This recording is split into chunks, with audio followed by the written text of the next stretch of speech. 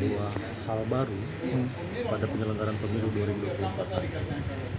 TPS lokasi khusus ini menurut PKPU 7 2022 tentang penyusunan daftar pemilih pemilu 2024 revisi baru, khususnya di pasal 179 dan 180 ini dimungkinkan ada TPS lokasi khusus.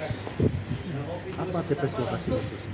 TPS lokasi khusus ini adalah sebuah TPS yang didedikasikan kepada mereka yang pada hari H tidak bisa memilih pada TPS tempat mereka ditetapkan dalam DPT sesuai KTP elektroniknya, sesuai domisilinya. Nah, mereka akan diberikan potensi perlindungan hak konstitusional dengan memilih di mana mereka berada pada hari H pemungutan suara di tanggal 14 Februari.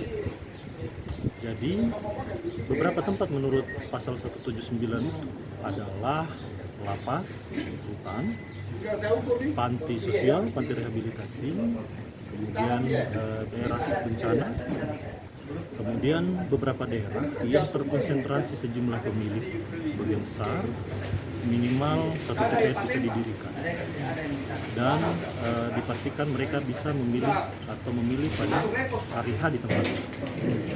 Nah, kita kan ketahui bahwa menunggu turunnya daftar penduduk potensi pemilih atau DP4 dari Kemendagri yang akan diturunkan 14 Desember 2020. Bang, untuk pemilih di TPS lokasi khusus. Pemilih di TPS lokasi khusus pendekatannya adalah daftar pemilih tambahan. Mereka adalah pemilih di daftar DPT, tetapi tidak bisa memilih di TPS mereka didaftar dalam DPT. Jadi mereka adalah pemilih pindahan yang dulu di 2019 sudah ada, di pemilu-pemilu sebelumnya sudah ada yang mengantongi form A5 istilahnya, form pindah memilih. Nah, kalau itu kemudian kita terapkan, maka yang sedikit berbeda dengan TPS reguler adalah penyediaan surat suaranya. Jadi TPS lokasi khusus ini akan disiapkan seluruh surat suara, dijamin ketersediaan surat suara, sehingga penetapannya bisa saja dilakukan untuk penetapan daftar pemilihnya ini jauh-jauh hari, bisa saja juga bersamaan dengan penetapan DPT. Dan sebagaimana kita ketahui tadi bahwa karena ini pindah memilih ini kan bisa saja berasal dari luar Provinsi Sulawesi Tenggara. Sehingga potensi memilihnya sendiri ini mengikuti jenis surat suaranya. Tidak seluruh dari 5 kotak dia akan memilih. Kalau dari luar Sulawesi Tenggara pastinya dia, kalau dari luar Sulawesi Tenggara hanya bisa memilih satu surat suara, yaitu pemilihan presiden, wakil presiden. Kemudian kalau dia datang dari luar kabupaten, misalnya kalau TPS lokasi khusus ada di Konut, hanya akan memilih 3, presiden, wakil presiden, DPD dan DPD. Begitu seterusnya provinsi dan kabupaten. Nah, ini yang berbeda. TPS lokasi khusus itu seluruh pemilihnya itu DPTB. Pemilih pindahan.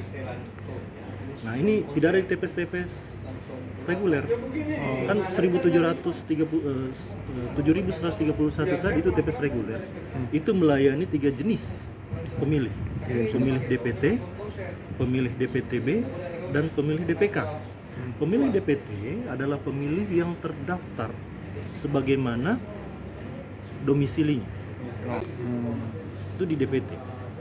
Kalau definisinya baca di ketentuan kan, DPT adalah pemilih yang dimutakhirkan oleh TPS, ya, direkap oleh PPK, ditetapkan oleh kabupaten kota, dan itu memilih di TPS reguler. Kemudian yaitu tadi DPTB adalah mereka yang karena keadaan tertentu kemudian tidak bisa memilih di TPS dia terdaftar dalam DPT dan memilih di TPS lain. Dengan mengantongi form pindah memilih dalam hal ini, kalau yang lalu A5. Kemudian ada namanya pemilih DPK. Pemilih DPK ini dalam pemilu dengan aja 3 ya, saya tegaskan kembali.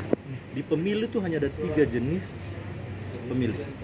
DPT, DPTB atau daftar pemilih pindahan, dan DPK. DPK-nya ada daftar pemilih khusus, mereka yang belum terdaftar dalam DPT maupun DPTB tetapi sudah memenuhi syarat, dalam hal ini sudah memiliki KTP elektronik. KTP elektronik, kepemilikan KTP elektronik ini sudah pastinya lahir dari syarat mereka sudah 17 tahun pada hari pemungutan suara. Oh, iya. Berarti Kita atur karena memang PKPU 7 terkait peraturan penyusunan daftar pemilih ini untuk pemilu 2024 ini belum ada juknisnya.